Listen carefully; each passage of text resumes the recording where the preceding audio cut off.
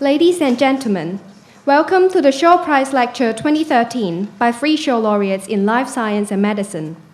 They are Professor Jeffrey Hall, Professor Emeritus of Biology, Brandeis University; Professor Michael Rosbach, Professor of Biology, Peter Gruber Endowed Chair in Neuroscience and HHMI Investigator, Brandeis University; and Professor Michael Young, Vice President for Academic Affairs and Richard and Jean Fisher Professor, the Rockefeller University. Now, may I first invite Professor Andrew C.F. Chen, Head of Shaw College, to deliver the welcoming speech. Professor Chen, please.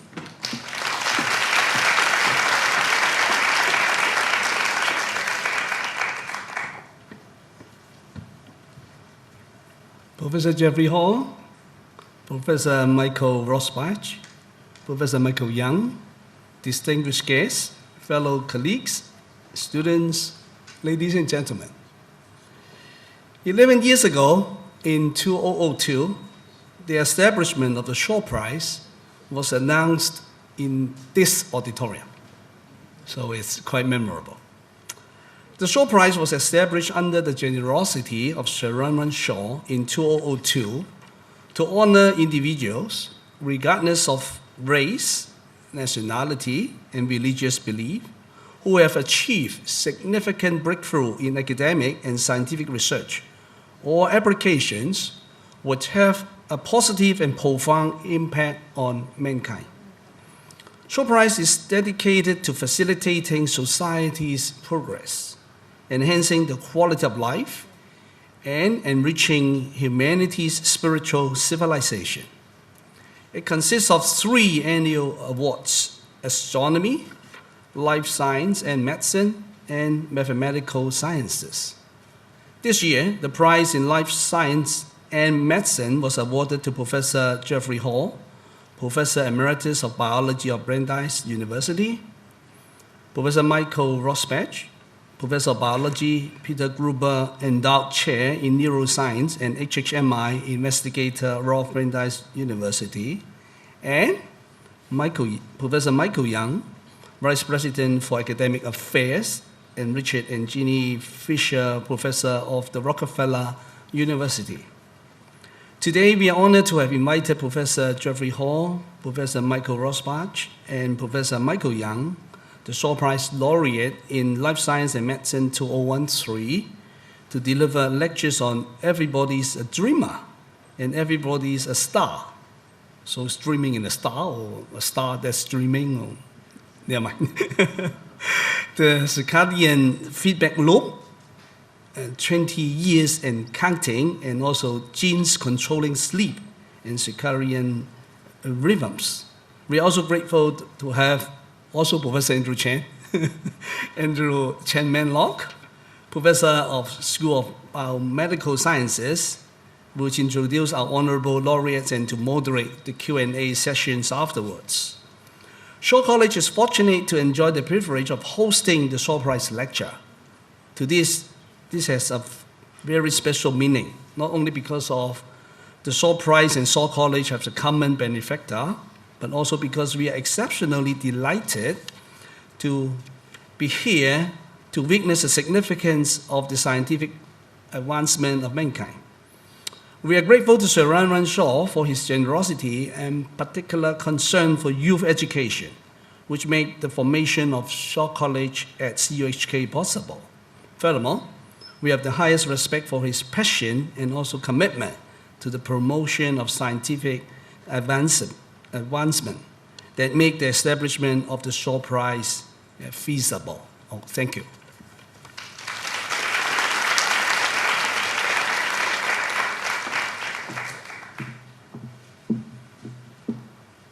Thank you, Professor Chen. Now, may I invite the facilitator of the lecture today, Professor Andrew M.L. Chen, Professor of the School of Biomedical Sciences of the Chinese University of Hong Kong, to introduce the Shaw laureates. Thank you. Professor Hall, Professor Rosbach, Professor Young, Professor Andrew C.F. Chen, ladies and gentlemen, good morning. Good afternoon. My clock is running a bit late. I'm honored to have this great opportunity to be here and introduce the three laureates in life science and medicine 2013, who are awarded for their discovery of molecular mechanisms underlying circadian rhythms. We are all familiar with biological rhythms. For example, you have to stay up all night and finish your coursework or writing grants, or if you fly to a different time zone and your body clock is a little bit off and you feel terrible. Indeed, these daily rhythms have been known throughout history, but the nature of the underlying clock had remained obscured until studies on the fruit fly by Seymour Benzer and Ron Konopka at the Caltech in the early 70s.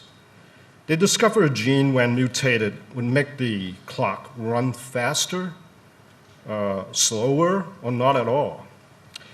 In itself, this did not explain anything about how the clock worked, but it opened the door for this year's Shaw Prize laureates, who conducted a series of groundbreaking experiments using these mutant flies, uncovering the molecular mechanisms that control circadian rhythms, not only in flies, but remarkably also in humans. Professor Hall and Professor Roshbash, working as a team at Brandeis University, and Professor Yang, working independently at Rockefeller University in New York, make the first breakthrough in 1984 by cloning the period gene, or PER, P-E-R, the gene in the fruit fly Drosophila melanogaster that was known to alter the animal's daily rhythms when mutated. The next breakthrough came with the discovery by Professor Hall and Professor Roshbash that both the mRNA and protein encoded by the PER gene, or period gene, show circadian oscillation in the Drosophila brain. Moreover, these oscillations are altered in flies with the period gene mutated. Now, this provided the first clue to the fundamental mechanism controlling the circadian clock. That means a feedback loop in which the protein product itself, a period gene, cyclically represses its own production on a 24-hour timescale. And they further review additional genes involved in the clock mechanism and provided detailed information on how the products of those gene products control the daily oscillating levels of the mRNA and protein, as well as the mechanism that allowed for the clock to be reset by light. Now, we now know that the same fundamental mechanism of circadian rhythms also operate in humans. Indeed, there are human sleep disorders very similar to what found in the mutant flies. And their work opens up the possibility of learning from the knowledge gained into maybe potential future intervention therapeutically. Now, without further ado, may I now invite Professor Hall to speak to us on Everybody's a Dreamer and Everybody's a Star, followed by Professor Roshbash's lecture, The Circadian Feedback Loop, 20 Years and Counting, and then Professor Yang's on genes controlling sleep and circadian rhythms. Professor Hall, please.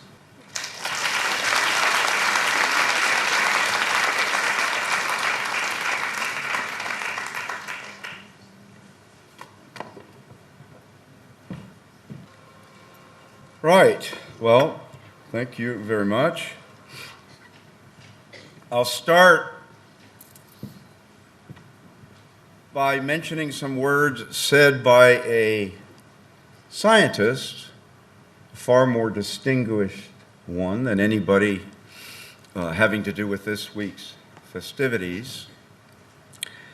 And that person long ago once said that if I have seen farther, I did so by standing on the shoulders of giants. The person who so said was one Isaac Newton.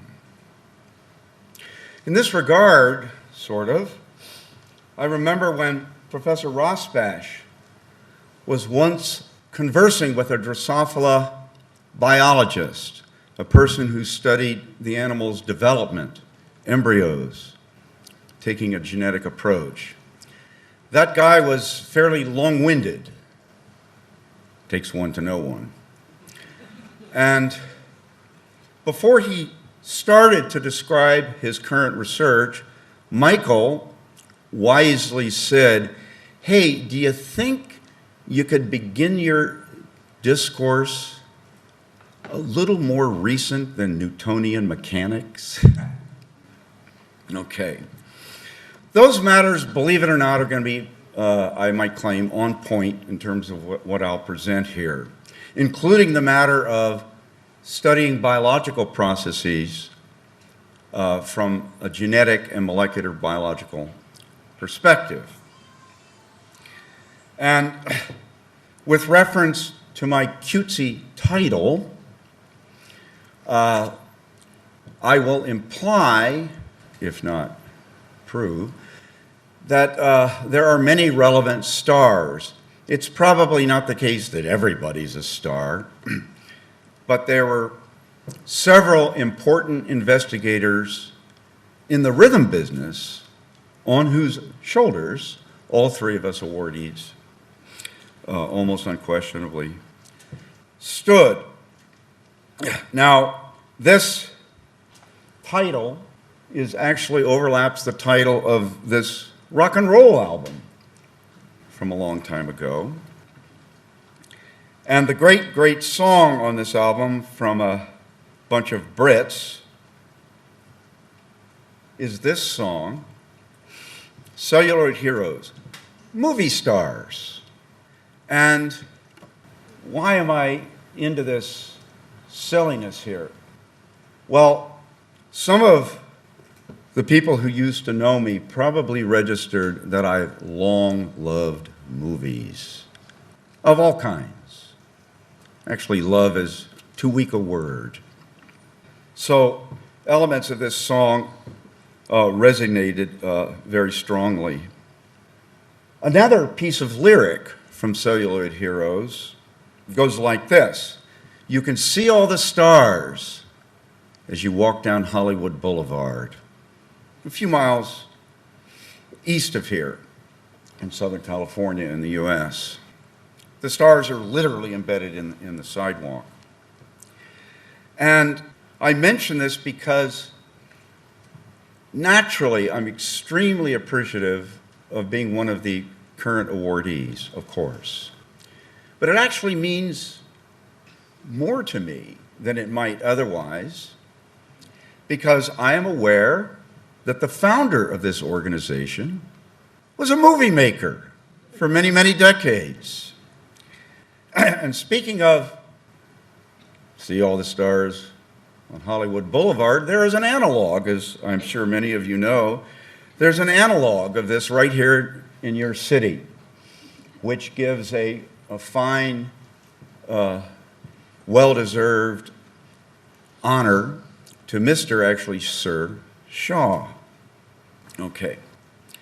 But with regard to stars and shoulders on which we stood, what I'll mostly do here is try to provide some background information about rhythmic phenomena in Drosophila, about what means daily biological rhythms in that insect, because in addition to the fact that these might be inherently interesting, it turned out, as a kind of a pleasant surprise, going way back, that many of the basics of daily rhythmicity, which were uncovered, several of which were uncovered initially by studying the little fruit flies, many of these phenomena turned out to be quintessentially relevant to daily rhythms in all kinds of other organisms, way beyond insects or invertebrates. So, for example, one of the giants from long ago, and this is in the middle, approximate middle of the previous century, was Colin Pittendrigh. And he was studying the following rhythmic phenomena, which has to do with emergence of Drosophila from the final stage of development into young adulthood.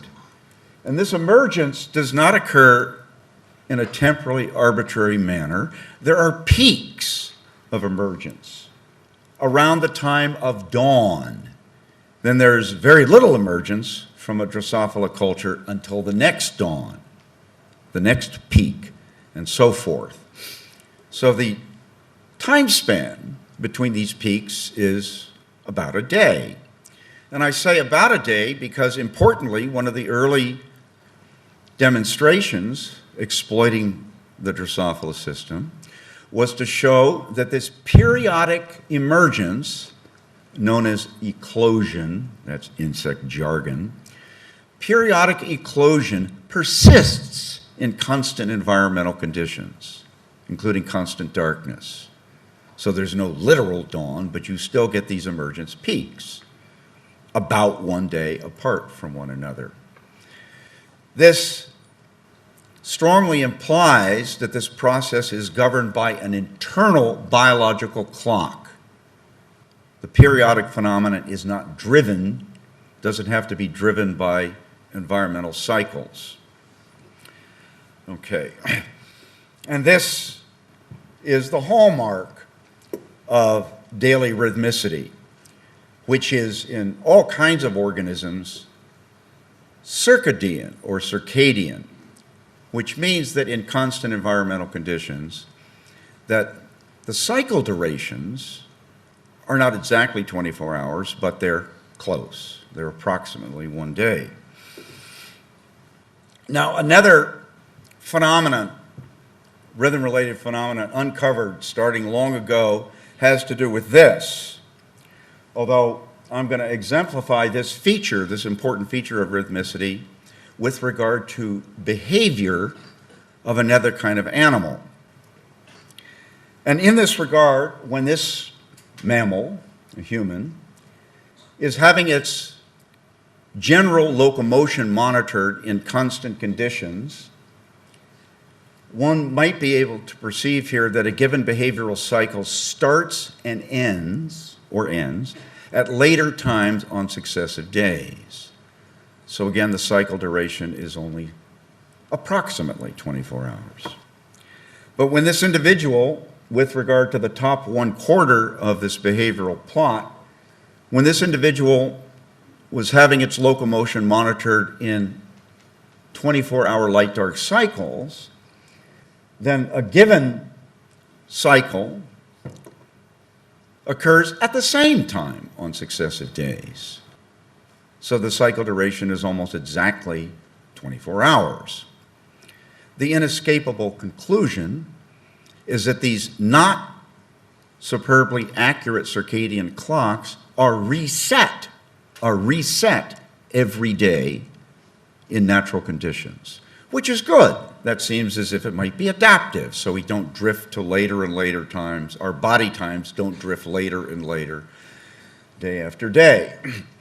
And this matter of light-induced resetting of circadian clocks was heavily analyzed going way back into the previous century, notably including rhythm-related research devoted to Drosophila. Now, another interesting phenomenon has to do with this.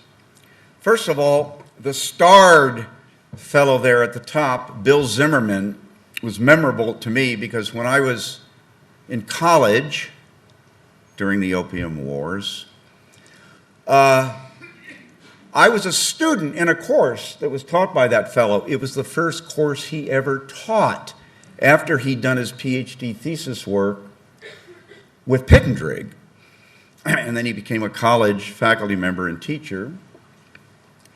And he was desperate to fill out the subject matter of his first course. So he threw in a module about circadian rhythms, which had nothing to do with the course title. I'd never heard of daily rhythms or circadian ones, but it was very interesting. In fact, it's the only thing I remember from that course.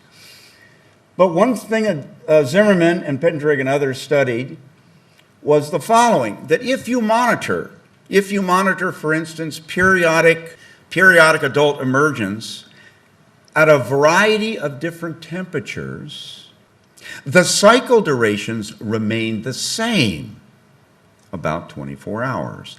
So if you look at the outcome, if you look at the data from such a test, and you see the rhythmicity, you have no idea at what temperature the test was performed. So these entities are clocks. They're not thermometers. And this business of temperature compensation, which turned out to be very widespread amongst organismal types, there were major early contributions made studying the little flies. Well, it was around this time, late 60s, when a couple of Drosophilists decided that it might be worthwhile to infuse a genetic approach into matters rhythmic using this organism. And as I kind of alluded to at the very beginning, a lot of the early work emerging in the 1960s, taking a genetic approach to study something biological, involved the animal's development from fertilized egg onward, as you see exemplified here by the reference at the top. But at the same time, another investigator wasn't really very interested in development. He said, why not do something quite similar from a behavioral perspective? Why not initiate a systematic approach to studying Drosophila behavior genetically? And this was the then and well-known and always to be remembered Seymour Benzer. Benzer, with regard to Drosophila genetics, stood on important shoulders in order to permit himself to initiate this behavioral genetic enterprise. And not to burden you with hardly any of the details, he was aware of the fact that in the previous 50 years of Drosophila research, most of which had to do with genetics, that all kinds of genetic phenomena were unraveled using Drosophila. Also, many different kinds of genetic materials were established and sustained. And so what Benzer did was to take starting flies and expose them to a chemical that dramatically increases the mutation rate. Then he crossed them to special types of females, which harbor a particular type of chromosome aberration. This special genetic type had been discovered long ago in the famed lab of T.H. Morgan, actually discovered specifically by Lillian V. Morgan. And when you do the special type of mating, all the offspring, all the male offspring, receive the chemically treated X chromosome from their fathers. And some of you may know that with regard to animal inheritance, that's backward. All males in this audience, for example, received their X chromosome from their mother. That can be a real problem, by the way. In any case, Seymour Benzer was aware of early research about Drosophila behavior, and there wasn't much of it, and it wasn't very good, but he was especially aware of all the genetic potential provided by this invertebrate system. The behavioral abnormalities he was systematically searching for had to do with the fact that when adult fruit flies are exposed to light in an acute manner, not with regard to daily resets of the circadian clock. Acute exposure to light causes flies mindlessly to rush toward light. And he found several anomalous strains descended from the originally mutagenized flies, descendant strains where this so-called phototaxis behavior was subnormal or anomalous. Basically, what he established here was a proof of principle, because these mutants were really not very interesting themselves, and hardly any of them went anywhere. But just 1 year later, a student in his lab, whose name has been said several times here in Hong Kong during this week, a student in his lab said, I'm going to do the exact same thing that my boss did genetically, but now among the descendants, among the relevant descendants of the originally treated starting males, I'm going to look for strains that show daily rhythm abnormalities. And he met with success early on. This is during the second half of 1968. He found a strain whereby this aforementioned periodic adult emergence, there's no peaks. There's no peaks. The emergence occurs in a temporally arbitrary manner, which is very anomalous. And he said, gee, this is a dramatic rhythm defect. Maybe I'm onto something. Well, Ron Konopka, kept screening to see if he might identify additional chemically induced mutations that would cause rhythm abnormalities. And he was, by then, figuring out how to not only monitor this business of eclosion, which is kind of esoteric, insect-bound, but also adult behavior. And so meanwhile, he showed that this original mutant, after it becomes an adult, it behaves without anything approximating normal cycles of rest versus locomotion, now known, as you'll hear from Mike Young, sleep-wake cycles. It behaves non-rhythmically as an adult, so it's doubly defective rhythm-wise. This aperiodic type was therefore called period 0 or per O. But his additional screening after the fateful summer of '68 uncovered two additional dramatically abnormal types, one of which, with regard to its behavior, the behavioral cycle durations are only 19 hours. They're not even anywhere within the circadian range, dramatically shorter than normal. And the third mutant type, the cycle durations in constant darkness are 5 hours longer than normal. Konopka, who I could discern knew as much or more genetics than anyone in Benzer's lab at the time, which is not all that easy necessarily to do, because most people believe that Drosophila genetics is an area of biology that entails authentic, all-out gibberish, which it doesn't really. In any event, Konopka knew that harking back to what had got established exactly 100 years ago in New York, in the lab of the aforementioned Morgan, that one could readily, using Drosophila, figure out the genetic etiology of a given abnormal organismal attribute. To ask if a single gene mutation is involved, and if so, where within a given chromosome is that mutation positioned. So he did a fine job of this, and he mapped the causation of these three different types of rhythm abnormalities.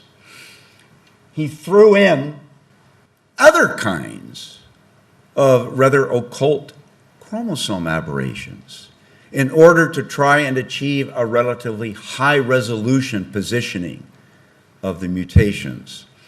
So it turned out in the first place that the non-rhythmicity and the short period and the long period anomalies, they were all caused by single gene mutations. And furthermore, his mapping, applying the principles and practices established in the previous 50 years of genetic research, he was able to nail the fact that all three of these abnormalities were caused by independently generated mutations in one single gene. This is one of the most remarkable and surprising features of this study. And when it was published, it was just a short little paper, which in those days, when Benzer would send it in, it was never reviewed. But nevertheless, it really was very solid with regard to the chronobiology, including behavioral rhythmicity, and it was solid as a rock from a genetic perspective as well. But it seemed as if it might be useful to figure out the location of these mutations at even higher resolution. And as the 70s proceeded into the early 1980s, both Konopka and Mike Young were able to pin down the location of this period or per gene with exquisite resolution within a tiny, tiny subset of the Drosophila's X chromosome. And when you do that, as of the early 1980s, when you have this kind of high-res mapping information, it allows for the possibility to identify the gene at the DNA level, to do something deeper than just formalistic mapping of the genetic locus. And so this was achieved in a couple of initial steps, which seemed quite impressive. Now we're talking about the mid-1980s or so. Seemed impressive then in terms of what was accomplished both at Brandeis University and Rockefeller, although nowadays it seems as if you can clone a gene just like falling off a log, which still really isn't true, especially if you're going to try to identify the gene without any clue as to what the gene might make as a product. That is, you're cloning the gene, isolating the relevant DNA based on where the gene sits on a given chromosome in Drosophila and all kinds of other organisms as well nowadays. So the relevant DNA was isolated and identified and characterized in terms of what the product of this period or per gene would be. What would the product be on paper? The so-called conceptual protein, the sequence of amino acids, in this case some 1,200 amino acids. I won't even bother to show a diagram of that early descriptive work because at the time, mid-80s, again, it really wasn't, it was enticingly rather uninformative at the time.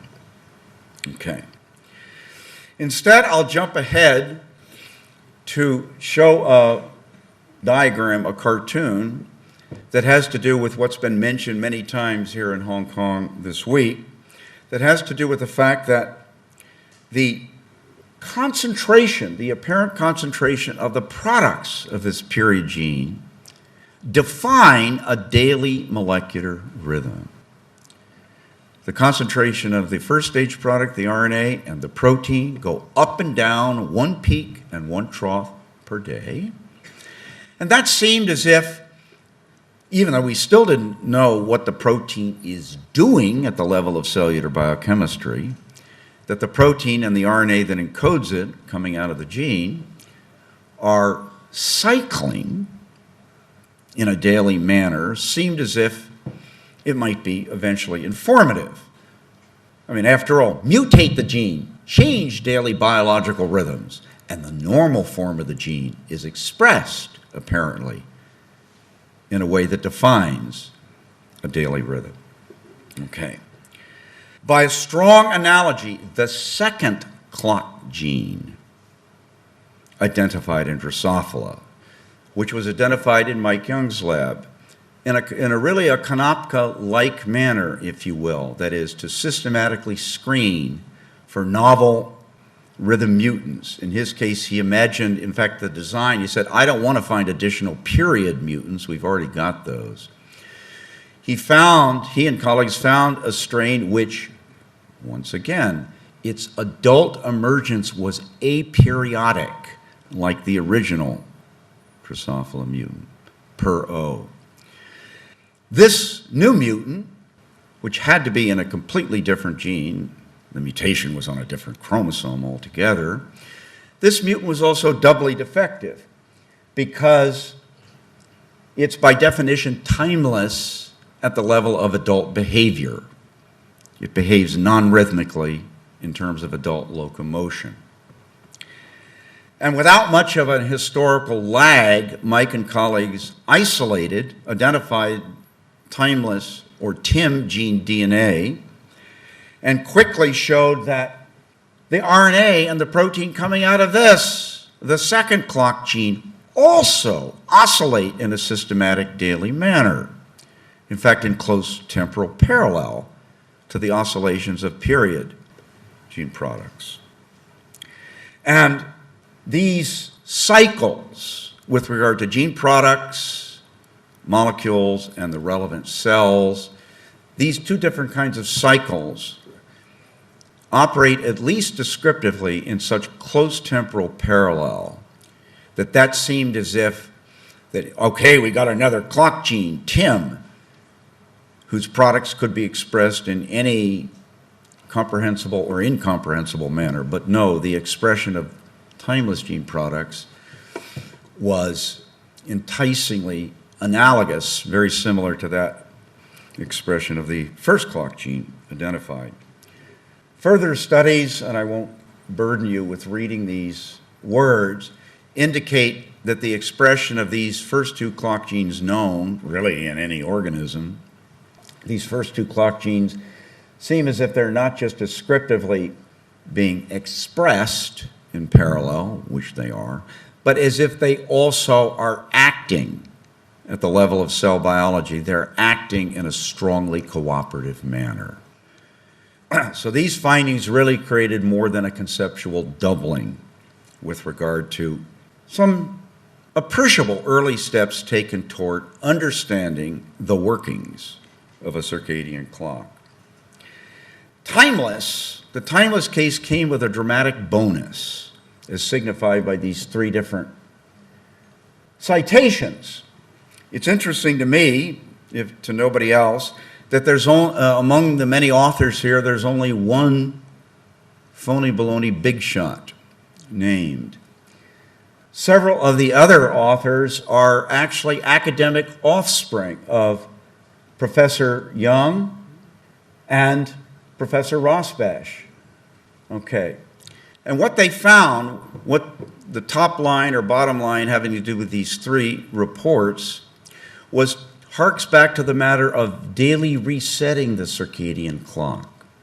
And one crucial attribute of this sub-phenomenon, important as it is that when you expose a fruit fly to light, the concentration of timeless protein abruptly crashes. And when you deliver the light exposure, you can rationalize that the time of the crash almost certainly is importantly involved in the daily reset to keep the clock and keep the organism's biology in sync with the environment. And the very final point I'll make here has to do with the initial notion, mid-1990s or so, that timeless didn't smack of a protein, a molecule that would directly respond to light necessarily. It didn't seem as if it was a photoreceptive type of molecule. And more or less this turned out to be true with regard to our identification of yet another chemically induced rhythm-related genetic variant called the cry mutation, actually the crybaby mutation, full name. And it's called cry because the fruit fly gene encodes a molecule known as cryptochrome, originally discovered in higher plants and known to be a photoabsorbing entity. And one of the major effects of this mutation in Drosophila is that the mutation blocks the ability of timeless TIM protein to respond to light and have its concentration go rapidly and far down. And it's as if cryptochrome absorbs light, has its conformation altered such that it can interact with timeless and promote the initiation of the TIM protein degradative process. And then the absolute final point here, and you've heard a lot of this week, the next two speakers may allude to this as well, is that it was notable, and it was a very pleasant surprise really, by the late 90s or so, that molecular relatives of these fruit fly genes, notably including the period gene in Drosophila and the cry gene, that bona fide evolutionary molecular relatives of these insect genes are found in all kinds of animals, including mammals, and genes such as PER and cry in other animals, especially mammals, with regard to the rhythm meaning of mammalian period genes and the 2 mammalian cry genes per species, very strongly govern clock functions in these other types of animals, which didn't have to come out that way. It was fun to study the little flies rhythm-wise and gene-wise, but it, as sheepish as it is to say, it was satisfying and even impressive to see that certain elements of our research devoted to Drosophila biological rhythms, certain elements of this research came out much better than we intended. And with that introductory stuff, I'll turn it over to speaker awardee number 2.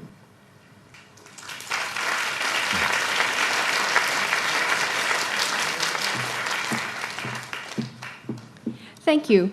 Now, would Professor Rosbach please go on stage to deliver the lecture? Professor Rosbach, please.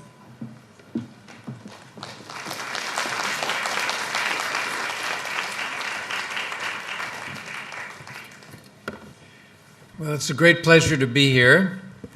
I think I will only briefly reiterate what we said yesterday evening, and that is that I'm extremely grateful to Sir Run Shaw, his foundation, his wife, all the people involved in our hospitality here, the selection committee, and of course to Shaw College for hosting us here today in these 3 lectures. And I'm going to begin straight off into something substantial or almost contemporary, and simply pick up where Jeff left off and discuss the core feedback loop, or the core negative feedback loop, that operates in Drosophila and, in fact, in almost all animals, certainly in mammals and humans. And there are 2 additional proteins that I want to mention, which are conserved, and they are the positive transcription factors, clock and cycle, in mammals, and the ortholog proteins, the same proteins, clock and cycle in flies, and the orthologous proteins in mammals, clock and BMAL1. And BMAL1 is the nom de guerre of cycle in mammals. So really we're talking about the identical heterodimer which drives the transcription of its negative regulators, period and timeless, in flies, the proteins that Jeff described, and the equivalent pair of negative regulators in mammals are period and cryptochrome, where cryptochrome is a swap, if you will, for the function of timeless, not exactly, but in effect, in this somewhat oversimplified version, one can consider these 4 proteins equivalent.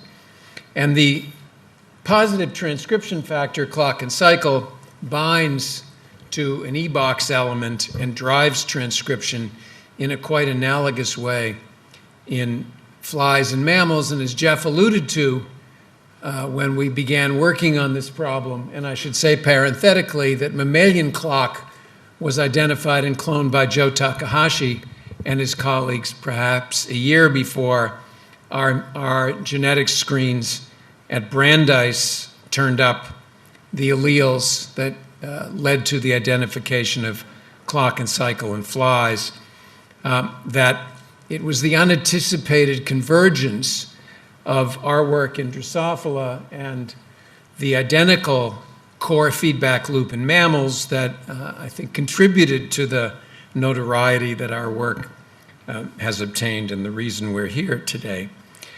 So the second piece of notoriety, again unanticipated, is the fact that in mammals, it's estimated that up to 50% of all gene expression in mammals is under circadian control.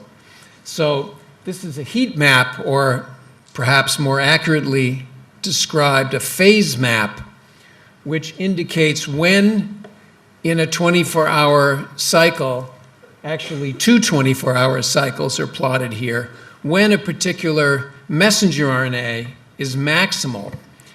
And there are 2 points to take home from this diagram. Number one is that there are thousands of messenger RNAs, in this case from mammalian liver, which undergoes circadian oscillations. And point number two, that the absolute phase, the peak time of those messenger RNAs are distributed all around the 24-hour cycle, which is why the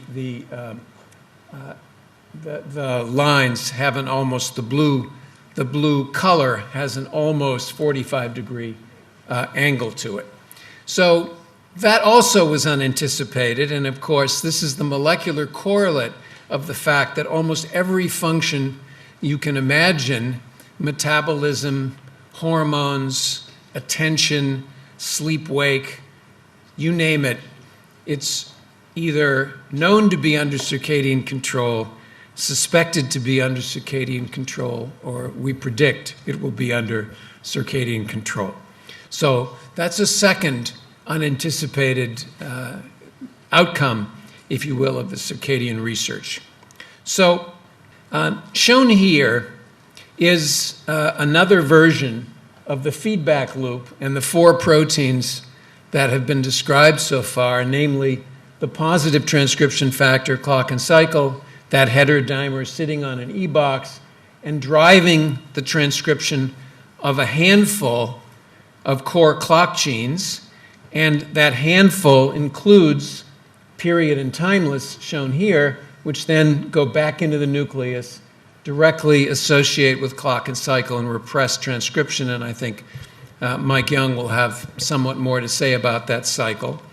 Also shown in this cartoon of the handful of target genes are a few more, and they are illustrated to indicate the fact that they are predicted, and in some cases known, to encode additional transcription factors or perhaps other proteins that influence the expression of what one could call secondary circadian target genes, these being primary target genes.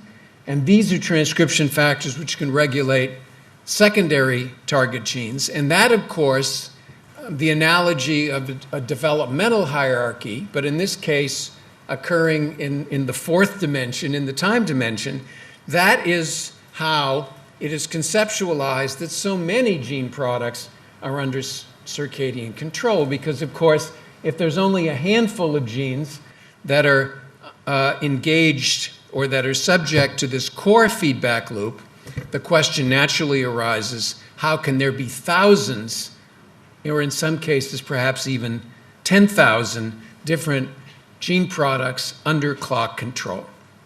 And now what I'm going to do is give you a fairly, and of course, forgot this, of course, that these secondary targets are what is responsible for all the output functions, metabolism and so forth, that are under circadian control. And so now, having presented to you this cartoon, which we believe to be the case perhaps 3 or 4 years ago, I'm now going to bring you up to date and tell you that we don't think this cartoon is accurate, and both describe some experiments and pose a contemporary puzzle for you and perhaps some steps toward a resolution. So the first fact is that there are hundreds and perhaps thousands of genes that have cycling clock psych, or in mammals, clock BMAL, on them. So to put this another way, if I can go backwards, there are not just a handful of genes which experience the oscillation of the transcription factors on them, but there are hundreds and in some cases thousands of genes which experience oscillations of the clock transcription factors. And so the question is, why are there so many?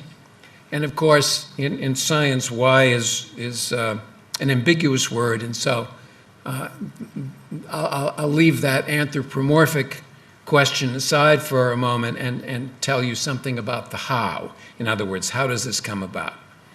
And so let me show you an example of the kind of experiment that's done to ask which genes actually experience the binding of these circadian transcription factors in a temporal manner. And here is our old friend Timeless, one of the core clock genes. This one we expected to behave like this. And what you can see here in low resolution on your left and in higher resolution on your right, the binding of clock to the promoter of this gene. And what you notice is that there's almost no signal apparent at the early times of day, 2, 6, a tiny bit of signal at 10, then a much bigger amount of signal at 14, less signal at 18, and then no signal again at the end of the day at 22. And this is blown up here at higher resolution just to give you a better picture of this oscillation of the transcription factor on the promoter. So this is an expected result. And it turns out, of course, that there are hundreds, perhaps 1,000 genes which behave like this, right? So that's the observation. And so now the question is, why? And so here's the first kind of answer which contributes, at least in part, to addressing that how question. And this is another core circadian gene, a transcription factor originally identified by Justin Blau and Mike Young, called PDP1, a transcription factor. And here's the binding of clock to that gene with an almost identical profile to what I showed you before for Timeless, not unexpected, 2, 6, 10, 14, 18, and 22. But it turns out that this binding occurs within the gene, you'll notice, within this large intron, and it occurs right upstream of the start site of that particular isoform of this gene. This gene makes 6 or 7 different gene products with different start sites and different splicing patterns. And it turns out that only this isoform, this epsilon isoform, is an oscillating isoform. In other words, all these other isoforms don't oscillate in circadian time, only one does. And of course, it's that one isoform whose oscillation is driven by the binding of this transcription factor upstream from that start site. So one of the reasons why there are so many genes is because in some cases, only certain isoforms are oscillating, and it is the binding of clock and cyc which gives rise to the oscillation of that particular isoform. Now, we're quite interested in the problem of tissue heterogeneity, or I should say, we're really interested in what happens within the key circadian neurons of the fly head. So, for example, are there specific DNA binding proteins? Is clock and cycle bind to particular genes in particular locations within those neurons?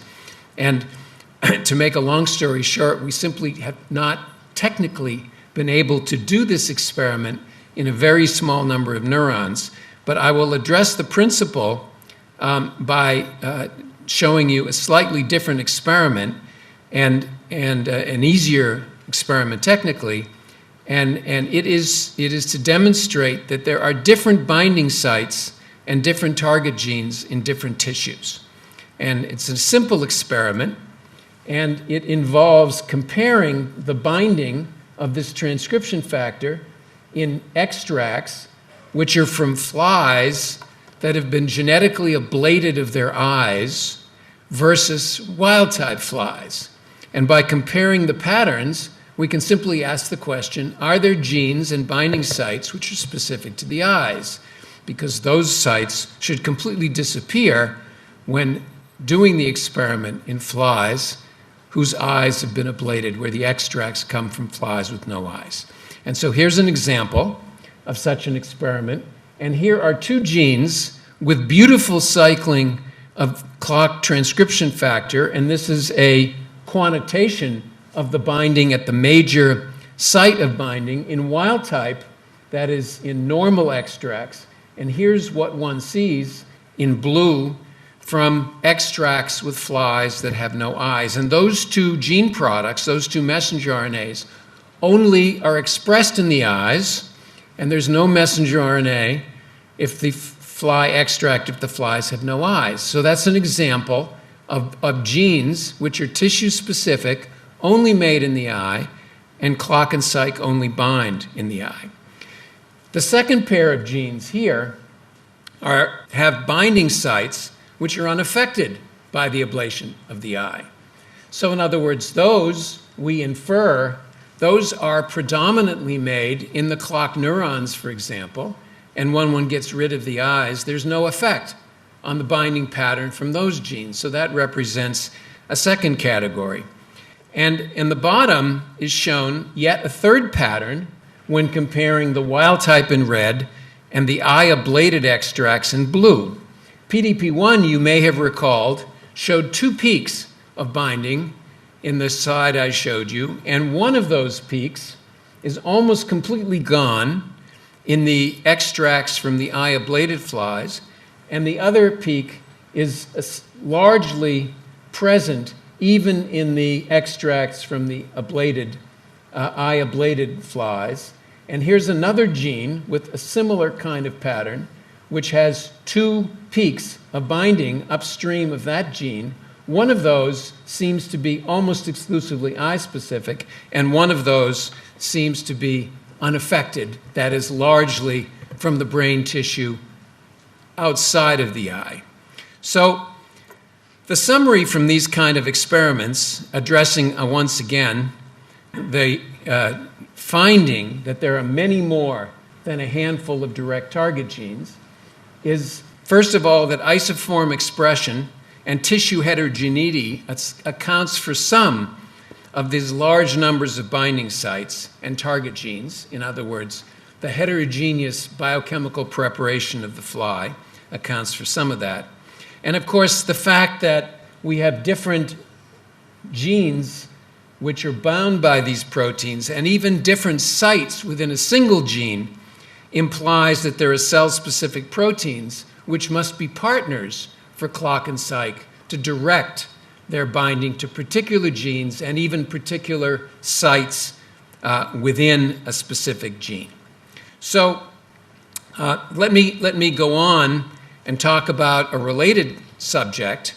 And now I'm going to try and avoid so much tissue heterogeneity and describe somewhat analogous experiments from liver. And mammalian liver is, I am told, about 80% hepatocytes, 80 to 90% hepatocytes.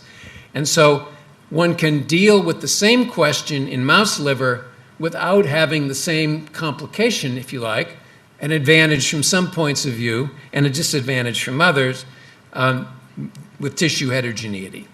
And so the observation that one has to confront, or for us, the observation to explain, is why is there such a disconnect between the binding of clock and BMAL, which is clock psych of mammals, which binds in a very uniform temporal way in mouse liver, just as it binds in a uniform temporal way in the fly head.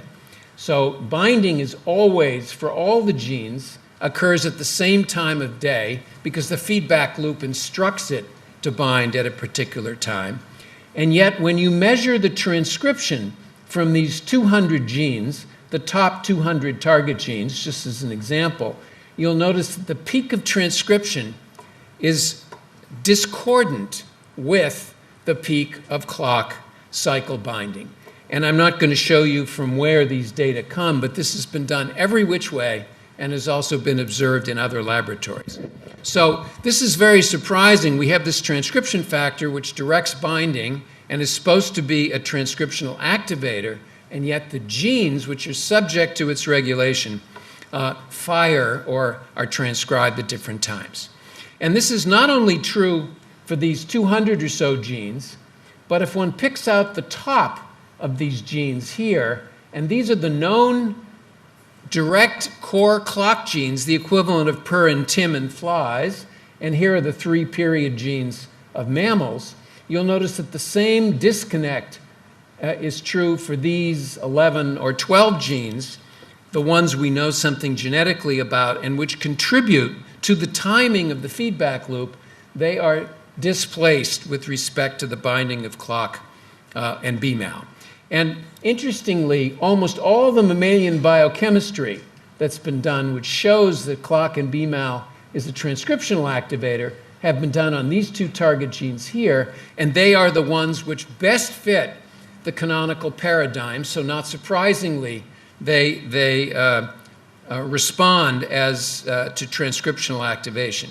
And I should also say that Ueda's lab has shown that additional transcription factors are responsible for the disconnect between the binding of clock and BMAL and the transcriptional peak phase of Cry1. In other words, we would generalize his conclusion and simply assert that there must be other transcription factors which collaborate with clock and BMAL in order to establish this disconnect. And the question is, what then is special about clock and BMAL? And so I want to propose to you and show you some recent experiments that suggests that there might be another major function for clock and BMAL, not just as a transcriptional activator, but perhaps a pioneer transcription factor. And there are reasons for thinking this might be the case. For example, expression of clock in ectopic locations can lead to the birth, if you like, of ectopic clocks. And so perhaps clock and BMAL have a special function, and this is the idea, this is the concept for which I'll show you a little bit of evidence. So what are pioneer transcription factors? Pioneer transcription factors are transcription factors which can clear out histones from their binding locations, thereby allowing for other transcription factors to bind nearby. And so this snowplow-like function gives them really special initiating properties, and they also lead to the deposition of histone variants, in this case shown here H2AZ, and H2AZ is known to make looser chromatin, and the looser chromatin aids for the deposition of additional transcription factors. So that's the idea, and the experiment is to ask the question, is there a relationship between the presence, or in this case, the absence of nucleosomes? In fact, are there cycling nucleosomes, histones, present at clock BMAL locations in mouse liver? And so the idea is to sequence at the whole genome level DNA which is associated with nucleosomes, and ask the question, at clock BMAL peaks, and these are the top 400 peaks that are analyzed, and these are times of high clock BMAL binding, and these are times of low clock BMAL binding, and this is a control in which there is no BMAL in the mouse strain, a knockout, and what you're supposed to see is that the nucleosome content oscillates directly on top of the binding sites of clock and BMAL, and does so much less well in a BMAL knockout mouse. And in fact, the residual peak, or the missing nucleosome content at this place, is largely due to the intrinsic DNA sequence of promoters which don't like nucleosomes. The AT-rich DNA around promoters doesn't like nucleosomes, and we argue that there's there's still less nucleosomes present at this location, but doesn't really cycle.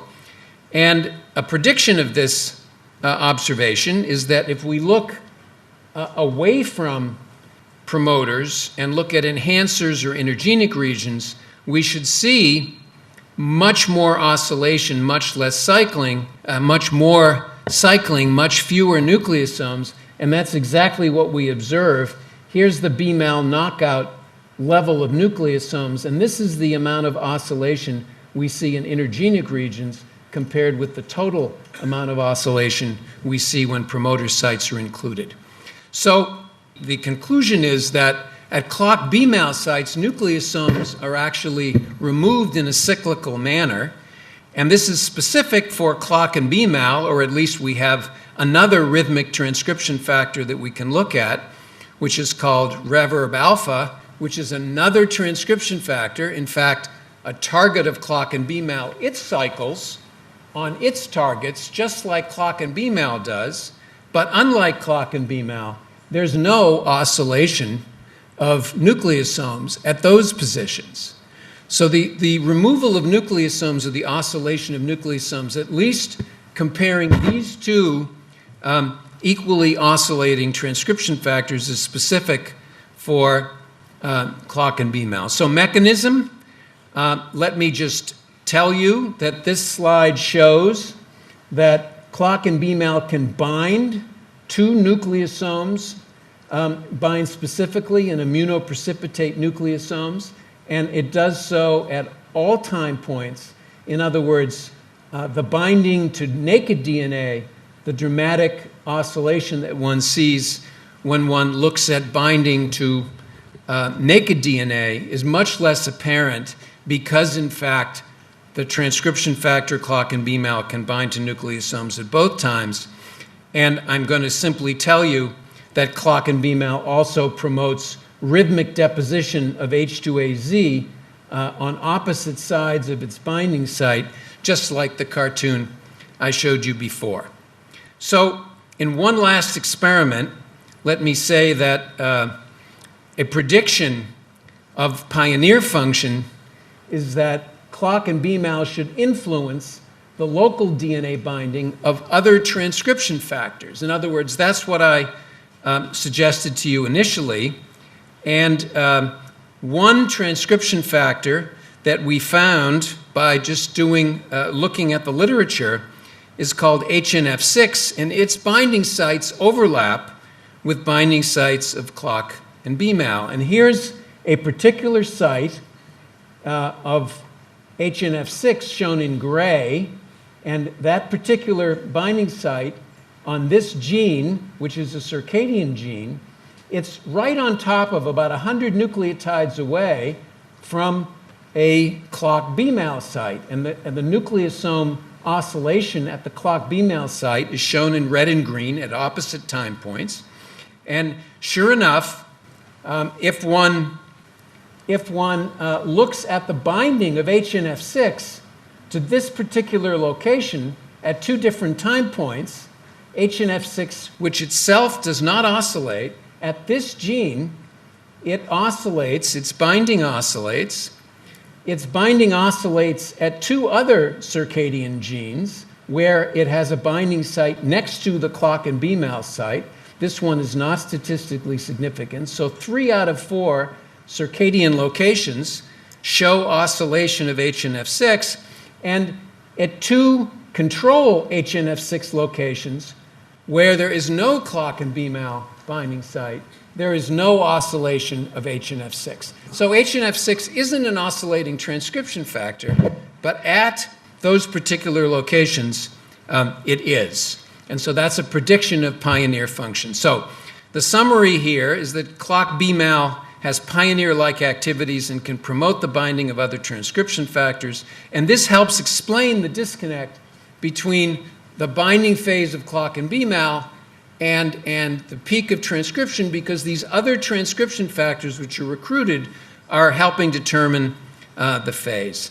And we speculate, in fact, that many of the sites where we find clock and BMAL because they're uncoupled from transcriptional output, in other words, many of the binding sites have no transcription at all, they're preparing the DNA for perhaps oscillating if a particular insult or a particular environmental condition were to appear in that particular animal. And so to connect this with part one, of course, the tissue heterogeneity of DNA binding implies cell-specific partners or cofactors, and of course those cofactors could contribute to this pioneer activity. So there's a surprising large number of clock direct target genes. Some of that can be explained by tissue heterogeneity, isoform specificity. Some of the disconnect between the phases of transcription and clock B-mal binding or clock cycle binding can explain why there are so many around-the-clock messenger RNAs. And of course, we like the idea that there are so many target genes because this function can even prepare an animal for this kind of function. So let me say that the work I described was done by Kate Abruzzi, who's really been in my lab 11 years, my right hand, and Jerome Manet, who has recently left to take a faculty position at Texas A&M.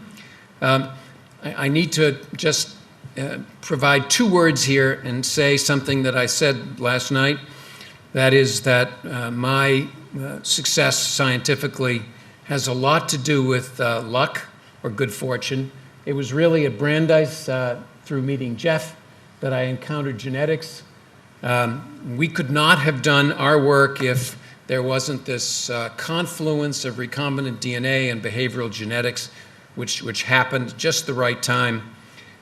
These 2 points I already alluded to that have given our work tremendous notoriety. And we lived through an era of meritocracy where the NIH in particular treated people with decent ideas well, and I hope that that era of meritocracy isn't crushed by current fiscal constrictions in the U.S. and around the world. And of course, I've had a lab. I was really a nucleic acid person before I became a circadian person, and I've had a lot of great people in my lab, including my wife Nadja, who's sitting there behind me and making sure I don't do something silly. I've also had a large number of collaborators in the rhythm business, including 2 women who were in my lab for between 10 and 15 years each and made a major contribution to my work. The early people, including 2 mainland Chinese who came to my lab in the 80s, right after the Cultural Revolution, after having spent 5 or 6 years in the countryside under very tough circumstances. And I'll just show you very quickly in 30 seconds a piece of information from a creative current Chinese graduate student. So here's my name that those of you will recognize. And of course, this needed to be explained to me. So this is how, for Mike and Jeff, this is how Michael appears in Chinese characters. And here's Rosbash. This is the spelling, and this is how a really outstanding Chinese grad student explains to his supervisor how his name appeared in this. And you'll notice the distinction between the bash of my name, the last part, the last consonant of my name, and this is, of course, from Cantonese, but he pointed out to me that in Mandarin, this, of course, sounds like Uncle Eight, and of course that connects with the website of Wikipedia and Run Shaw. So I thank you all very much for your attention.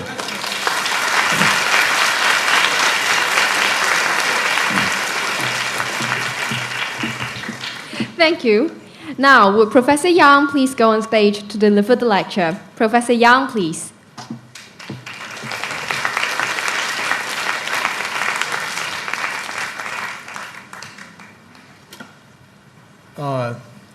I'd certainly once again like to express my gratitude for the invitation to speak today. It's a pretty special pleasure to be invited to the Shaw College on the event of the Shaw Prize ceremonies. So thank you once again. I have two related stories to tell today. One to expand a bit on the subject that you've heard about so far, circadian rhythms and the molecular basis for them as we understand them in Drosophila. And second, another project which we've taken on, which is to, 30 years ago, Jeff, Michael, and I stuck our necks out hoping we could learn something from the genetics of the fly about biological cycles, circadian rhythms, and we're sticking our necks out again to hope that Drosophila can be once again a model for a complex behavior, that of the homeostatic control of sleep. Let me begin by expanding a little bit on a subject that Michael just spoke about, and this is the tremendous number of genes that are regulated by the circadian clock, by downstream functions, as he so interestingly described. This is a microarray data that were produced about 10 years ago. Michael produced a similar study at the same time, and what we both realized is that in the head of the fly there are hundreds of genes that are cycling. In this case, you see a series of slanting red and green bands that are composed of 150 gene activities that are stacked one on top of the other. Each little box is a single time point collection of RNA. Green means low, red means high, and so what you see by stacking these 150 genes one on top of the other is a pattern in which at different times of day the high points of different genes expression is being achieved. So I've used an analogy before explaining this as much like the drum of a music box, which plays a melody as it rotates. And in this case, we have a number of notes, a number of genes that are being played in sequence throughout a 24-hour day. So the clock is very much a mechanism that is required for the correct order of gene expression, of oscillating gene expression. There's a program that defines when certain genes are turned on and off, and this, again, is being dictated by this underlying clock. Now, what I'm showing you here is this pattern, this rhythmic pattern of waves of red and green that represent this activity. If we look at a related experiment in which you see the original 6 days of rhythmic activity over here on the left, following that, for 3 days, we're looking at 3 mutants, all mutations that you heard about affecting the core mechanism of the circadian clock. And you notice that all of these nice rhythmic stripes of up and down expression throughout the course of the day, those are all now missing, with some genes being pegged at high levels in some of the mutants, other genes being pegged at intermediate or low levels, but the ability to produce this program, this enormous program of regulated oscillating gene activity, has been lost in each of these 3 mutants. And for me, one of the most important features to point out is that these are assays that are done in the presence of a light-dark cycle. So in the presence of a light-dark cycle, in the absence of one of these key genes, there are no downstream rhythms of molecular expression. So in spite of the fact that these clocks surely evolved in response to their adaptations to a changing daily cycle of light and temperature, our biological systems are so embedded in using this molecular biological clock that the system is no longer able to respond to the original environmental cycles that promoted these adaptations. So if we ask again, what are the genes involved that can do something like this, we come back to genes that you've heard about from Jeff and from Michael. And I'll just go very briefly through how we understand this mechanism to operate. So within the nucleus, we have two genes at the heart of this, period and timeless, which during the day are expressed, are making RNAs, which are translated in the cytoplasm. But during the day, as Jeff mentioned, cryptochrome physically associates with timeless, causes conformational changes caused by absorption of light in cryptochrome, cause it to interact with timeless. Timeless becomes ubiquitinated and marked for degradation, proteasomal degradation. So all day long, as Tim is being transcribed, as timeless is being transcribed, those are sterile transcripts to the extent that they're making proteins that cannot survive because of the activation of cryptochrome by light. At the other end of this, we have period being transcribed and translated. But period, there's a phenomena with period which involves its instability, because when period is not complexed to timeless, period proteins are phosphorylated by a kinase, casein kinase 1, which was in the original mutant form identified, called double time.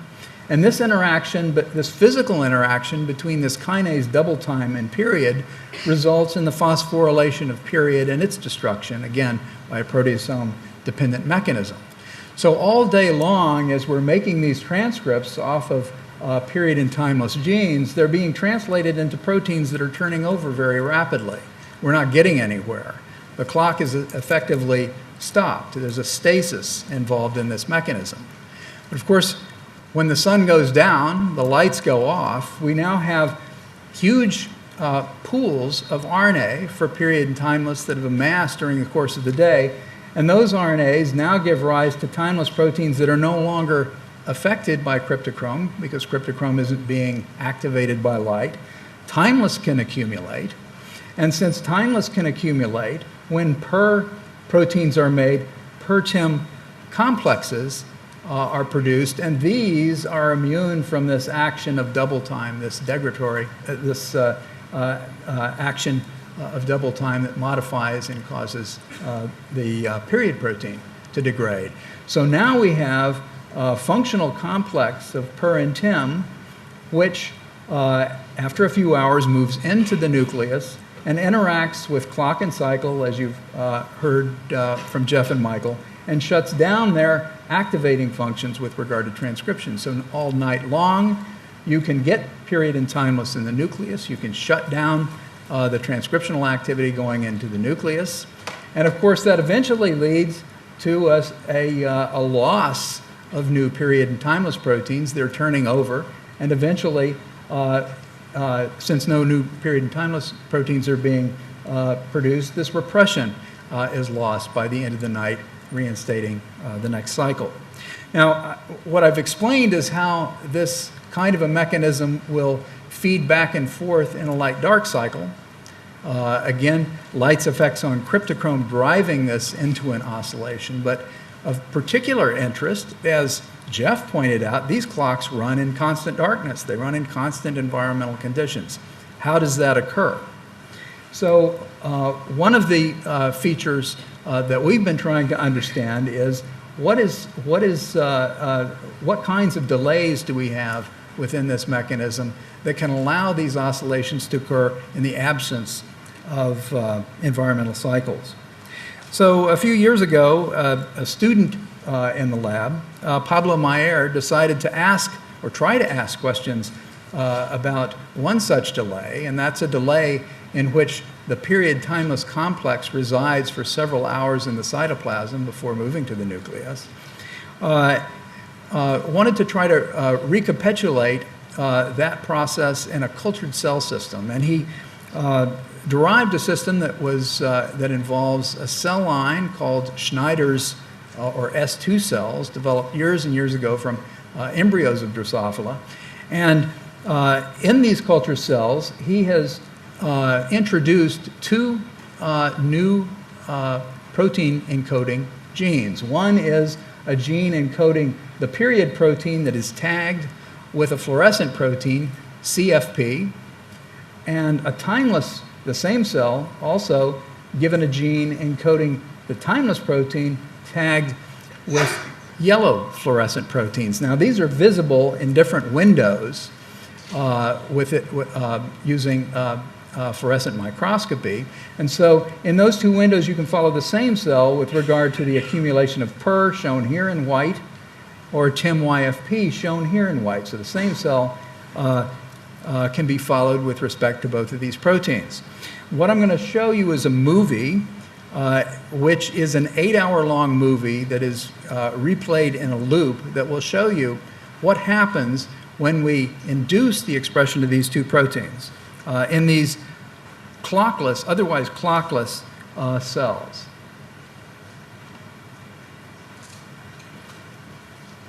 So what you notice at the beginning, and I should point out that this is the nucleus that you just saw filling with fluorescence a few moments ago. In the beginning, we've got period and timeless both diffusely present in the cytoplasm. That diffusion moves to a form of period and timeless where they're associated in puncta in the cytoplasm.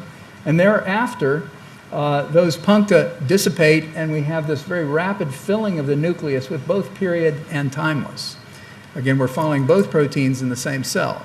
And again, it's an 8-hour movie that's looped, so these are processes that take quite a long time. So this is another way of indicating the kinetics of what's going on here. We've got period shown here with the earliest time points here running to this point and then picking up here again and ending here, and timeless below, ending here. And what you can see is that the two proteins are accumulating together in the cytoplasm. They're forming these puncta together, and you'll notice that the same puncta are stained with both period and timeless. And then at about the same time, the puncta for both period and timeless disappear, and the nuclei fill with both of these proteins. And this is a pretty rapid transition. It starts in these experiments after about 5 hours post-expression of these proteins, and that transition from chiefly cytoplasmic protein to chiefly nuclear protein takes place in about an hour. So between 5 and 6 hours, we have a change in the residence in the cytoplasm to the change in the nucleus. So what else can we learn about this system from these cultured cells? There is a method called FRET, which allows us to ask whether proteins are touching within cells where proteins are expressed and may physically interact. Pablo wanted to know when and where period and timeless in these cells, once introduced, were physically associating. And using this method, he realized that CFP could be excited with a wavelength that would wavelength of blue light, that with a wavelength of light that would cause an emission in a certain window. And we expect that if period and timeless are not closely physically associated, that exciting light will produce an emission of a uniform wavelength that's appropriate for CFP. On the other hand, if the two proteins are closely associated, some of those molecules may undergo a photon-independent energy transfer in which, although you've only excited CFP, you get an emission from that transfer that's appropriate for YFP. So the next slide shows a computer-based rendition of that FRET. High levels of FRET are indicated with yellow and red, low levels of FRET with blue. And I'm going to play again the same type of movie in which we have period and timeless in the same cell. And now we're looking not only at where period and timeless are over time, but also when and where they're producing FRET.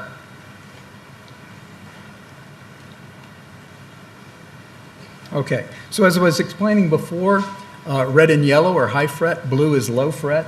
And what you'll notice is that when the first expression is seen in the cytoplasm at this point, FRET's very high and continues to be high until the two proteins move into the nuclei.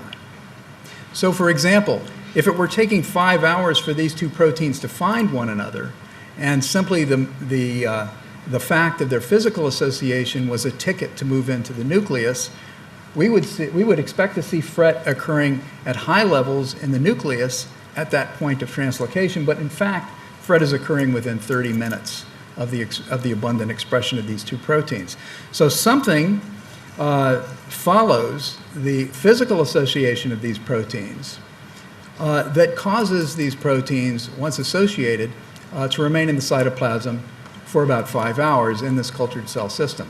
We also know that if we don't express both proteins, the protein we do express, whether it's period or timeless, will remain in the cytoplasm indefinitely. So you have to have both proteins, but it's not sufficient to just put the proteins together in these cells to get this process of nuclear accumulation. Now, I don't have time to show you additional data on this. I'm just going to summarize some results from our laboratory and others. We now know that timeless, for example, has several sites, several serines and threonines that are phosphorylated in S2 cells by two kinases, GSK3 and by CK2. And we know that if we manipulate the sites that are phosphorylated by those two enzymes, we can produce very different translocation times, accumulation times, for these, for period and timeless in vivo, in the fly. So for example, if we modify GSK and CK2 sites to alanine so that they can no longer be phosphorylated, we prolong the time that these two proteins remain in the cytoplasm. If in fact we change those sites to aspartates to make them look like phosphorylated proteins, we advance the phase of nuclear translocation. So certainly phosphorylation, at least of timeless, is an important component of what is setting this window of cytoplasmic accumulation. Isaac Ettery, a former postdoc with Michael Rosbash, and Lou Potacek and Ingwei Fu at UCSF have also shown that glycosylation, the addition of N-acetylglucosamines to period, is an important feature of this mechanism of cytoplasmic residence. So for example, a transferase that adds these glycosylations, these N-acetylglucosamine residues to period, overproduction of OGT results in a delay in nuclear accumulation. And on the other hand, use of OGA, which removes those glycosylations, will phase advance nuclear accumulation of these proteins. And I think an especially important observation was made by Potacek and Fu, which is that in mammals, you get a similar response. PER is similarly glycosylated by these enzymes, and the level of glycosylation is intimately responsive to the level of glucose in the culture medium, with high levels of glycosylation resulting from high levels of glucose in the medium, and the opposite with low levels, which raises the possibility that right at the center of the clock we have a nutrient center, a nutrient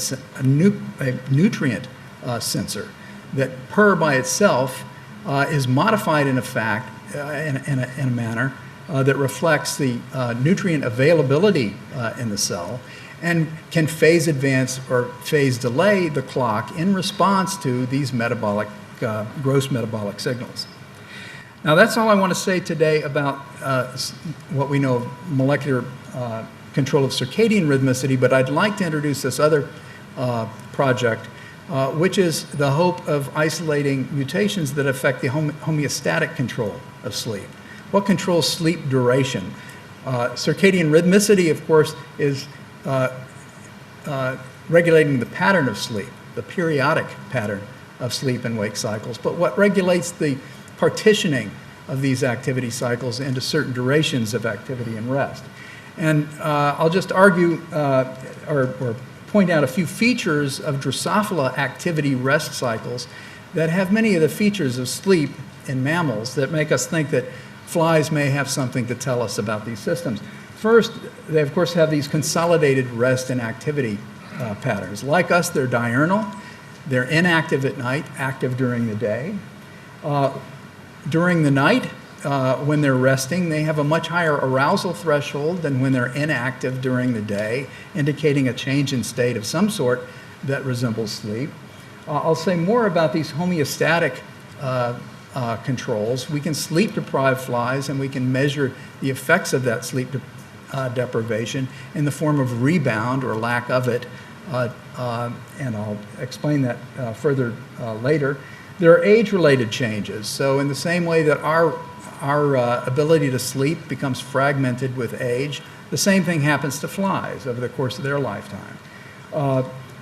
Drugs that modify our alertness, our wakefulness, the same drugs that modify that have effects in mammals have strong effects in the fly, such as modafinil and caffeine. And there are brain activity changes. They're not EEGs in the fly, but we can, others have measured what are called local field potentials, which indicate that a resting fly at night is associated with brain electrical activity that's quite different from resting flies during the day. So there is a switch in the profile of electrical activity that follows these day-night and sleep-wake or rest activity cycles.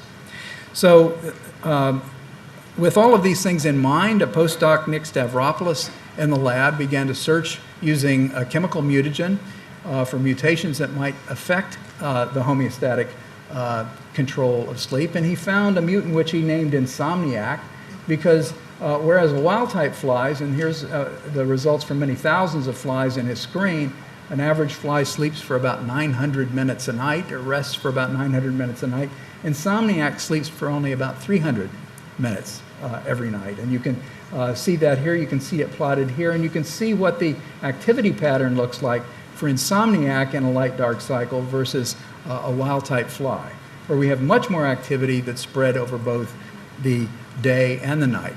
Now, I'm not going to show you data about their circadian rhythms, but those appear to be fine. Their eclosion rhythms are fine. If we look at the molecular profiles of the oscillating clock proteins, such as period and timeless in pacemaker cells of the brain, those are as they should be. So the fly has circadian rhythms, but it is unable to produce intervals of rest that are anything close to wild-type flies. Now, insomniac turns out to be a member of a large family of proteins called BTB proteins, and many of these turn out to be components, adapter components that work with ubiquitin ligase complexes, and particularly those that are associated with cullen-3. So these adapters, in the case of the underlying members of this family, such as this one and this one, those have known substrates where a Cul3 associated ubiquitin ligase complex works on a particular identified target protein using an adapter of this BTB protein. So that BTB protein determines the target, which is ubiquitinated and destroyed by proteasome degradation. In the cases of all of these family members where there's an asterisk, it's known that cullen-3 and these BTB proteins can be found in the cell together, physically associated, and so they're hypothesized to be involved in cullen-3 mediated degradation. So one of the possibilities is that insomniac has that kind of a role in affecting homeostatic rest. And consistent with that are two things. One is that if we look in cultured cells that are expressing that BTB protein, insomniac and also cullen-3, we find that those proteins physically associate with one another. And more importantly, if we use RNAi to eliminate cullen-3 in the postmitotic nervous system of the fly, we get a reduction in rest down to about 300 minutes per night, which is, of course, very similar to the phenotype that we get by eliminating insomniac.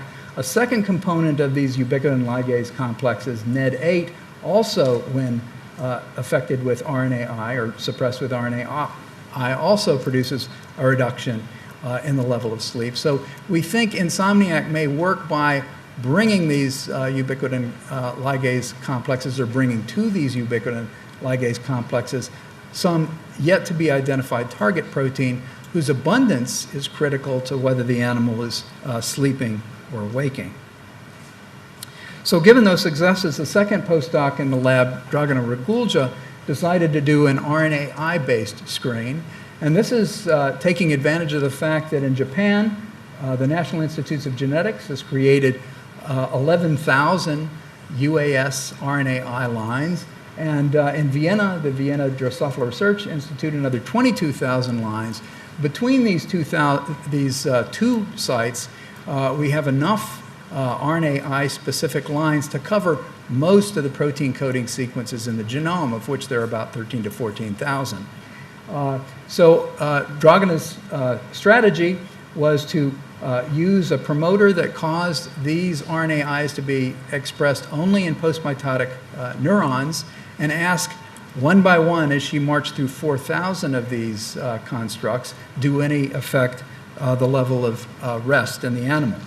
And a surprising, or perhaps the most surprising result to come out was she identified a cell cycle gene, regulator of cyclin A1, which depressed by about 40% the amount of rest that the animal produced each night.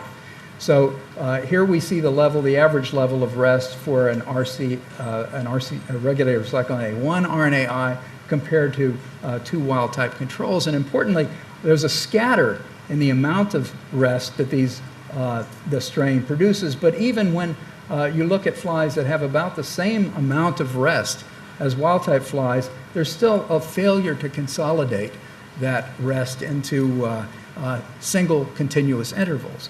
Rest and activity are interspersed and disordered. So since she'd run into regulator of cyclin A, she asked the next question, which is, if in cell cycle regulator of cyclin A is given that name because it regulates cyclin A, a key component of cell cycle control, what about cyclin A itself? And she found again that cyclin A RNAi would produce very much the same result. So two cell cycle genes are giving this strong reduction in postmitotic cells, cells in the brain that are no longer dividing. The activity changes that are produced don't involve changes in waking activity per minute, but instead affect the number of bouts of sleep that the animal has each night. So for example, a wild-type fly will have sleep bouts. Each session of rest, when initiated, lasts about 45 minutes in a wild-type fly. And in contrast, in a cyclin A RNAi fly or a regulator of cyclin A RNA fly, bouts of sleep last only a half an hour or so. So a strong reduction in the length of the individual bouts. And the number of bouts isn't that different between the wild type and the mutant, and therefore the fly has a strong reduction in the total amount of sleep that is shown. Another feature of this phenotype is that if we look at how long it takes for the first bout of rest to occur, once the lights go off in wild-type flies fall asleep within about 30 minutes of the lights turning off. An hour and a half before the first on the average bout of sleep in a cyclin A RNAi fly. Cyclin A RNAi flies are also resistant to sleep deprivation. So if we have a rack of flies that's put on a cam to vibrate it every minute or so for a few seconds, we can keep flies up all night long and ask, as if they were cramming for tests, what happens the following day. And what you get with a wild-type fly is a reduction by about 50% of the amount of sleep that the animal produces during the night that you're disturbing them. And about 30% of that sleep is recovered the following morning. So they'll sleep 30% longer the following day and recover what was lost the night before. In contrast, the cyclin A deficient flies, they also lose about half of their already abbreviated sleep, but on the following morning, they gain less than 10% of the sleep they've lost back. So they have a deficiency in the ability to rectify this sleep loss when introduced in this way. The flies live much shorter than wild-type flies. Cyclin A RNAi flies live about half as long as wild-type flies. Again, their rhythms, their circadian rhythms are fine. These are eclosion rhythms that look that are the same as wild-type in the cyclin A RNAi flies, and the cycles of period production in pacemaker cells of the brain up at just after dawn and just before dawn with low levels in the middle of the day, and that's indistinguishable from what you would get in wild type. Perhaps the most interesting feature about the distribution of this cell cycle gene's expression in the brain is that it's found in about 50 cells that are located in small clusters, and most of those clusters are closely associated with circadian neurons that are expressing components of the circadian clock. So, for example, here in the dorsal brain, we have labeled in red the cyclin A expressing cells, and closely associated in green per-expressing cells, which are giving cycling circadian information. And a second one in a more dorsal location, dorsolateral neurons, again, this close association between the cyclin A cells and the cells expressing period. And even here, this is a cartoon of the central brain, the optic lobes in the central brain, with pacemaker cells shown here in green because they're producing a neuropeptide called PDF, which is produced in projections up into the vicinity of the dorsal brain, where these cyclin A cells are found. And you see this very close association of those projections with the cyclin A producing cells in the dorsal brain. And indeed, all the cells that are expressing cyclin A in the brain are also apparently expressing the receptor to that neuropeptide, the PDF receptor gene. The last thing I want to show you is an attempt to use this kind of information to produce maps of cells, neurons, groups of neurons that are involved in the regulation, homeostatic regulation of sleep. And in this case, what Dragana has done is notice that this dorsal group of cells produces not only cyclin A in just these 6 cells on each side of the in each hemisphere, but also another neuropeptide called corazonin, for which we can borrow the promoter to specifically express a cation channel, a nonspecific cation channel called TRPA1, which is temperature sensitive. And the utility of this is that we can express that cation channel just in these cells and switch them on or off with temperature. So we can specifically activate them by raising the flies from 25 degrees to 30 degrees. At 25 degrees, we get normal levels of sleep and activity, but at 30 degrees, we get very, very little activity. The flies respond to the transition from light to dark, but they're very restful flies. So activating this group of cells appears to produce a sleep-like state in these flies. So the hope is that one can, after identifying cells that using a gene-based approach, those cells can be further studied with regard to their role in sleep by these kinds of manipulations that interrogate activity. So let me just close by pointing out the people that have done this work. Pablo Meyer, Lino Saez, and Dennis Topp have done all the work that I described in cultured cells and looking at the interactions of period and timeless as part of the circadian mechanism. And Dragana Ragulja and Nick Stavropoulos, two former postdocs in the lab. Dragana is now at Harvard in the neuroscience department, and Nick Stavropoulos is in the Neuroscience Institute at NYU. Nick worked on Insomniac, and Dragana worked on the cell cycle genes. Thank you very much.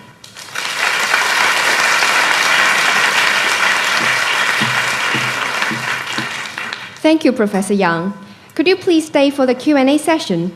Would our facilitator, Professor Chen, please accompany Professor Ho and Professor Rosbach to go on stage for the Q&A session? Okay, so we will have something like 10 minutes or 15 minutes of Q&A, and it was really exciting work question here. Any questions from the audience? Mary?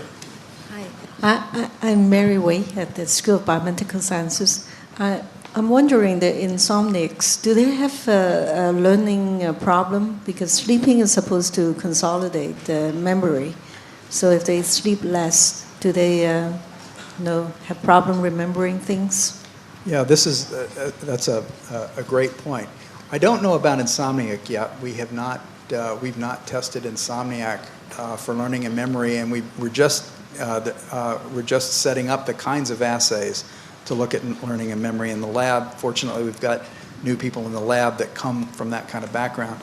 But one of the things that we've noticed is that when we went through the 4,000 lines of RNAi to find sleep mutants, many of the sleep mutants turned out to be familiar genes that had previously been isolated and worked on because they produce learning and memory defects. So dunce, for example, came out in our screen, and several others. So it does raise the possibility that some of the genes we know most about from older learning and memory studies have this double phenotype. That is, they're also sleep defective. And then it's a question of what's the driving problem here. Is it the sleep defect that's producing the learning and memory deficit? This may, in fact, be the case. Well, thank you for the very exciting talk. I have two questions, basically both for Professor Yang. The first is that you mentioned that phosphorylation seems to affect the translocation of the period time gene to the nucleus. So my question is, does the phosphorylation affect the binding of the two components, or it affects the translocation? And also that what actually helps the translocation of the complex to the nucleus? So that's my first question.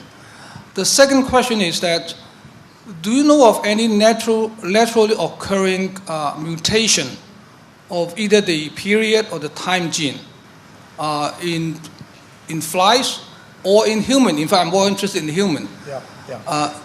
So let me answer the second question first.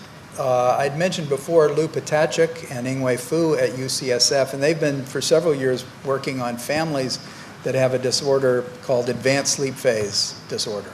These are families that have individuals that are inheriting an autosomal trait that has a dominant effect on their sleep-wake cycle, in which they have a propensity for very early awakening, 4 o'clock in the morning, and very early bedtime. About dinner time, they're ready for bed. But it's not all the members of the family. Again, it's running as a dominant allele in the family. There are multiple families, and so far the families have fallen into a few different groups. Among them are period variants, that is by candidate gene mapping. Since you have large families, you can do some linkage mapping. You find out that, say, one end of the second chromosome has the property. You look out there, do sequence with the whole genome sequence available. You see that period 2 is in that region of the chromosome. You sequence period 2 in the family, and you find that those that are affected have a mutation in period 2 that affects the structure of the PER protein. More importantly, affects the structure of a target for casein kinase 1, which you remember in the fly causes phosphorylation of period.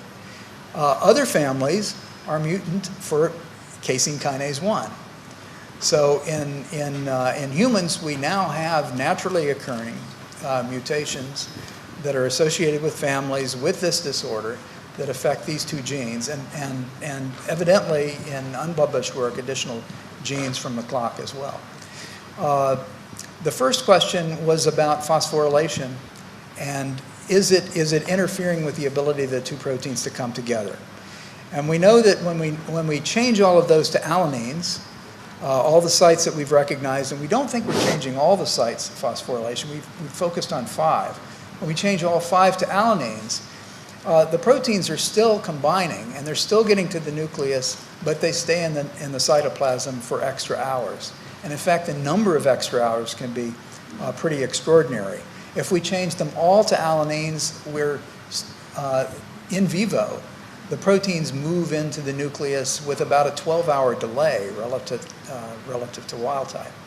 So we think that there's an additional set of activities that are going on that are cued by this phosphorylation that helps promote nuclear accumulation. And that's very much what we're trying to understand at this point. Professor Ho, you want to add? A couple of comments about the naturally occurring rhythm-related mutants. First of all, in the history of Drosophila genetics, again, starting in the Morgan lab, some of these new mutants were noticed within the laboratory, but the early Drosophilists wanted to find many additional mutants, and there was no chemical mutagen known. They didn't even know about X-raying fruit flies. They pulled Drosophila from natural populations, and in the history of genetics, that is the richest source of novel mutants of all kinds. Some investigators in Japan said, let's do this for rhythms. Let's take Drosophila from natural population and see if any of these flies harbor a rhythm mutation. They found one which caused the cycle durations to be much longer than normal, and the relevant gene could have been anything, some brand new mystery gene. It turned out it was nothing other than a timeless mutation which existed in a natural population. Now, the bar is high for Drosophila genetics, biological genetics included. The bar is low for mammalian genetics. The study that Mike Young mentioned, the first study about a sleep disorder, which was clearly heritable in human pedigrees, and they said, well, it's obviously heritable. It looks like a single gene Mendelian mutation. Where does the mutation map, roughly? They roughly mapped a portion of a chromosome where the mutation mapped. They said, what is within this portion of the chromosome? Human period gene number 2, one of the 3 period genes found in any mammal. Okay, so they said, here's our candidate for the gene that is altered for these advanced sleep propensity syndrome sufferers. And then they found that when they sequenced the HPER2 gene from those patients, the sleep abnormal individuals, there was a change within the HPER2 gene. It was mutated. But they had the integrity to report that 10% of the abnormal sleeping people had a completely normal H2PER gene. Okay, it was not a 1-to-1 correlation, but that's close enough for human genetics. So the proof that this, the other casein kinase case may be more solid, Mike Young would know better than I, but the original case of a sleep abnormality and a clock gene causation, if you read the actual paper, you would say, boy, if this were fruit flies or even mouse, this the conclusion would never be allowed to be stated. Can I make a follow-up comment and question? In fact, from what you said, there's time gene, there's period gene, so you expect that not all patients with sleep disorder will have the same mutation. That's the first thing. The second thing is that, in fact, there is a maternal familial trait of insomnia in some patients. So my question is now, you mentioned about the human chromosome. So what chromosome is the time gene and also the period gene reside? What chromosome? So as Jeff pointed out, there are one of the great advantages of working with Drosophila is, thankfully, we only have one timeless gene, one period gene, one clock gene, one cycle gene. In humans, there are 3 period genes. So one of those period genes was associated with this sleep difficulty, PER2, because it was on chromosome 2 and was in a region that by doing the family study suggested was the region that was predominantly responsible in the family for this sleep difficulty. One of the things that I think Jeff was about to say is that they did, even though the human work was not absolutely conclusive, they did go on to alter that gene in a mouse to prove that, yes, indeed, you change the mouse periodicity in the same sort of way as the human syndrome by mutating that gene in the same way. In the case of the human, they got a leg up by assistance from yet another model organism, the mouse. I disagree with one thing he said. There is a gene in Drosophila which some people call TIM2, other people call it timeout. It is a loose molecular relative within Drosophila of the original Mike Young's original timeless gene. Timeout, it's unknown what timeout means for the fruit fly biologically.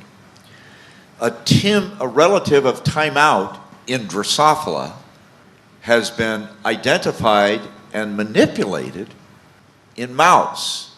So mammals have molecular relatives of timeless. It is controversial as to what the timeless genes in mice are doing on behalf of rhythm regulation.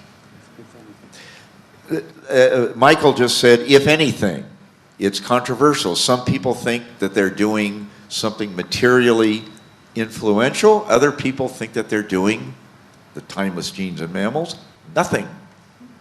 The literature on that subtopic ground to a halt 10 years ago. Strange.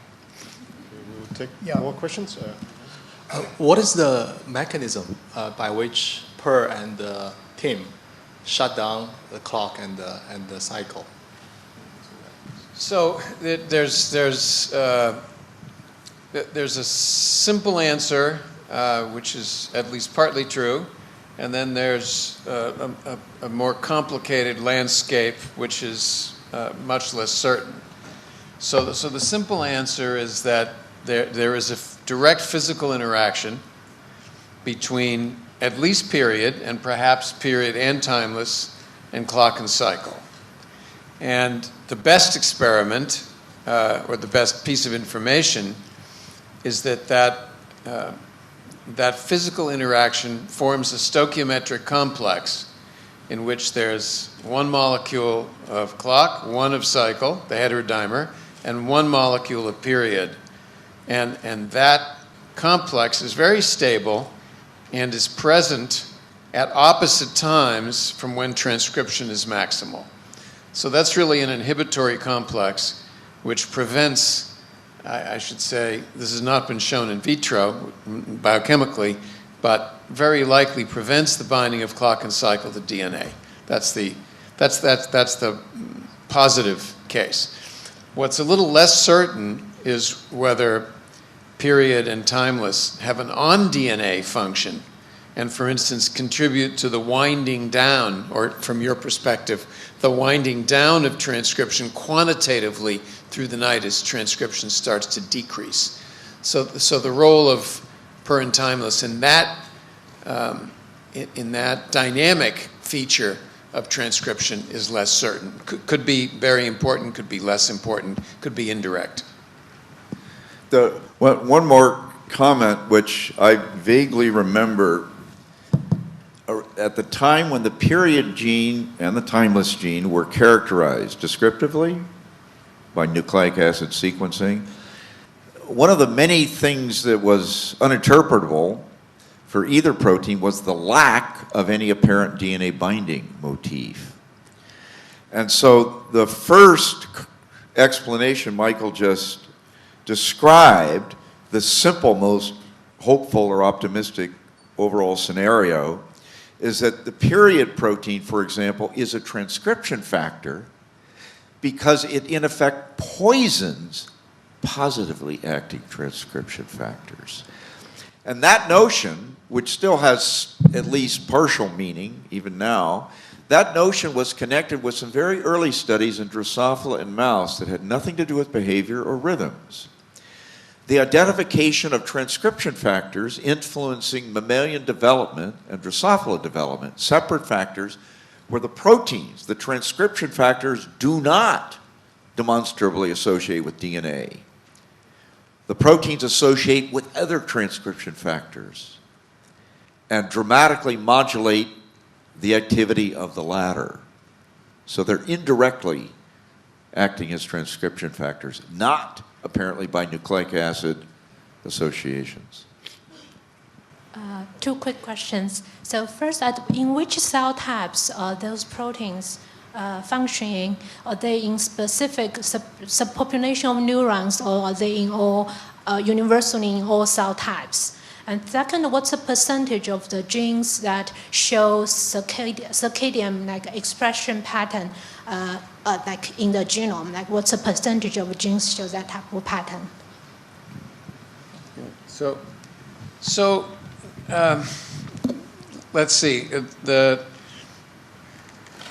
With respect to your first question, again, there's aspects of this which are certain, and there are aspects of this which are, like all research, which are a little more fuzzy or interesting territory currently being investigated.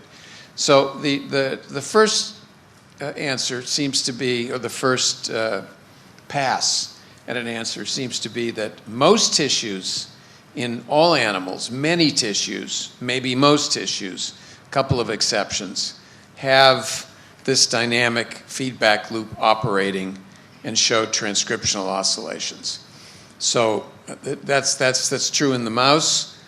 That's probably true in the fly. There's, as I said, there's an exception or two here and there.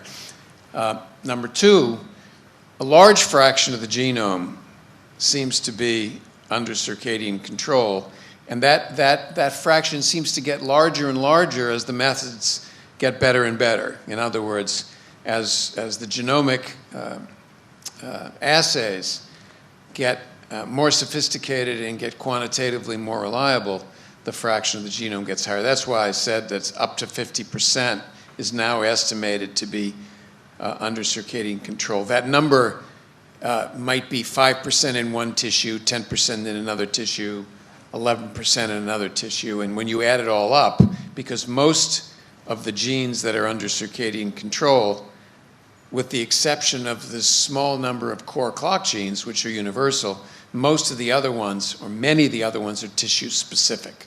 So gene A, B, and C will be oscillating in the liver, and gene X, Y, and Z will be oscillating in the kidney to give the appropriate specific function. So the last answer to your question is in the brain. We have always assumed in fruit flies, for example, that these 75 pairs of neurons, approximately, is where the clock is, and the other neurons in the brain don't show oscillations. In mammals, lots of places show oscillations, clock function in the brain, the cortex, for example, in addition to the equivalent of those 75 neurons, namely the suprachiasmatic nucleus. We have recently, just to give you an example, when I said this is dynamic, we recently profiled dopaminergic neurons in the fruit fly, fully expecting there to be no clock gene expression and no cycling oscillation based on our old immunohistochemistry work pioneered here in my pal's lab originally. I deny that. You should, right. I misrepresent that. But that turns out not to be true. There are low-level oscillations of the clock gene products in those cells. So our immunohistochemistry revealed the places in which there's the largest amount of expression, the most prominent expression. But of course, doing a more detailed experiment now starts to show things that we never anticipated, just because the analytical methods are so much better from profiling than from immunohistochemistry. So, yeah, let me just add sorry, Jeff, go ahead. One more comment. What Michael was implicitly scraping up against the edges of the matter of pleiotropy. So one thing to bear in mind potentially, although I guess it's also worth forgetting immediately, the period gene and other rhythm-related genes in the brain of the fruit fly are making their products, as he said, in 75 pair of neurons. That's a tiny number of neurons compared with all of those within the brain. But these genes are also making their product in 1,800 glial cells per brain, which has been documented. And nobody ever mentions this any longer. Nobody wants to know it. Biologists, including genetic biologists, don't like pleiotropy. When I started in the area, that people imagined that every learning gene would make its product only somewhere in the brain, and every phototaxis gene only in the brain or the visual system. Almost all of these so-called behavior genes, neurogenes, are making their products in many, many different parts of the nervous system and in other parts of the animal also.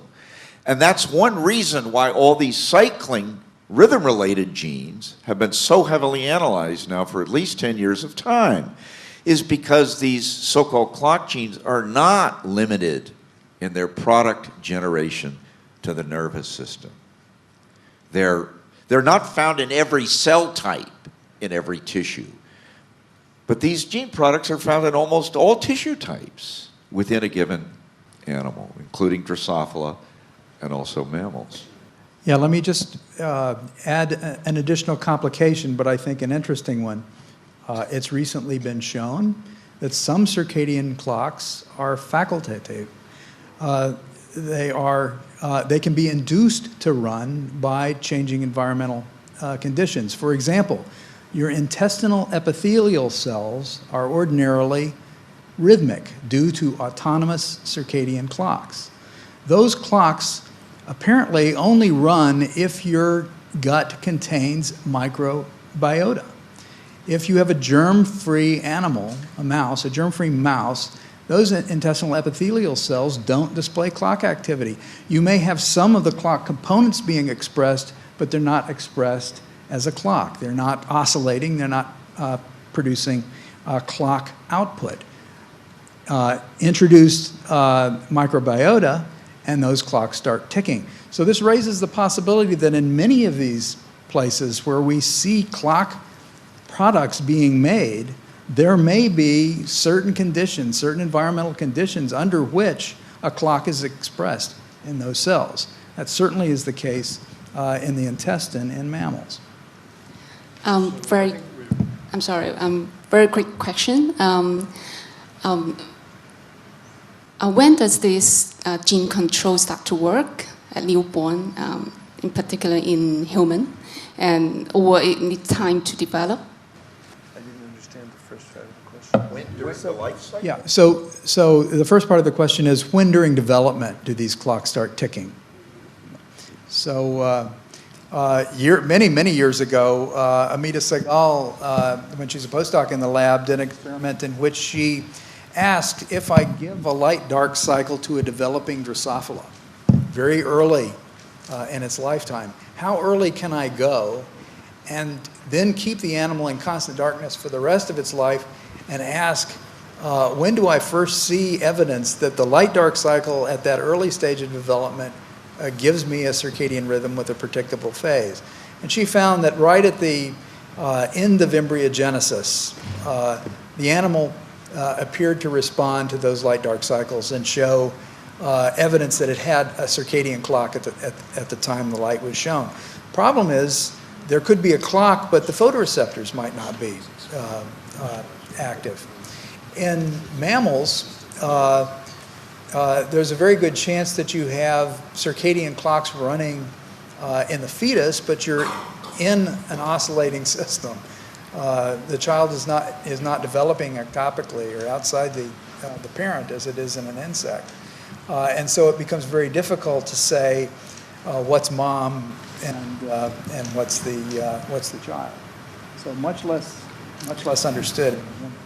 One more point, which is somewhat conceptually correlated with the rhythm experiment Mike just described, that in addition, the period gene, the seminal clock gene known, is first turned on about halfway through the embryonic stage, when, as Mike said, there appears to be no circadian clock running biologically. So that's part of the period gene's pleiotropy, which is life cycle stage. It turns on in every portion of the developing embryonic nervous system. Why? That's been known for way more than 20 years' time. Nobody wanted that finding to come out. And so ever since, it's been recoiled from, because why is this clock gene turned on at a life cycle stage where there's no clock? One possibility for all kinds of genes that are expressed more broadly than you might have expected, the phrase for this, which comes from a biologist working at MIT in Massachusetts, who's even more sour and sarcastic than I am, he calls this possibility recreational gene expression. You're making the product, you don't need it, okay, but it doesn't hurt. It's just recreational expression. Maybe this clock gene, period, is recreationally expressed in the embryo. Really running out of time. Maybe just because there are so many school students here, secondary school students here, maybe just a question for aspiring future scientists. Any area of Drosophila behavioral genetics is not underexplored or not being explored? Or too tough an area?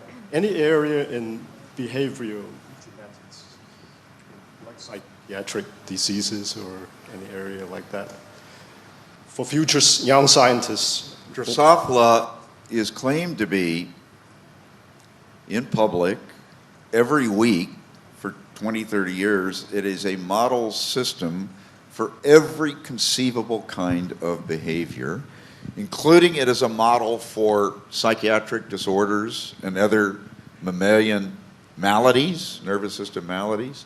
It's not clear if it really is a model for everything, but it's impossible to find an area of animal behavior, nervous system function, or nervous system malfunction that does not include the fruit fly system somewhere, somehow. Now, this will all stop 5 years from now when there's no more money to do fruit fly research, at least in the United States. So I can maybe just answer the question with an anecdote to amuse you and to emphasize the fact that virtually everything that you can imagine is being explored, and some of it in I think, tantalizing fashion. That is, if it's not true, it's certainly interesting. For example, there's a model being developed by Ulrike Heberlein and her colleagues for depression, and the way they go about these experiments, it turns out if you pit two males against each other for access to the female, and a male is a persistent loser in that battle. So you simply take the losers and you have them re-engage a new male, and if they keep losing... You rang? And if they keep losing, then it turns out they drink more alcohol. So in other words... You rang? So in other words, you can imagine designing a very clever experiment to address contemporary problems in society using, in very creative fashion, fruit fly behavior to try to address this kind of thing. Okay, on this note, stop the Q&A here and thank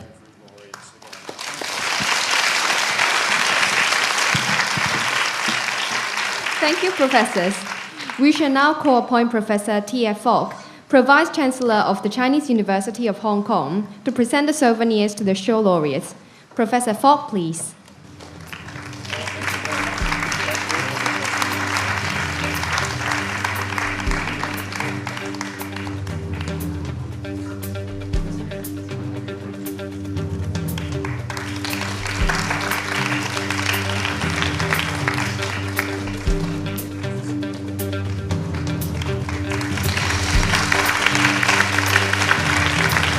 Thank you, professors.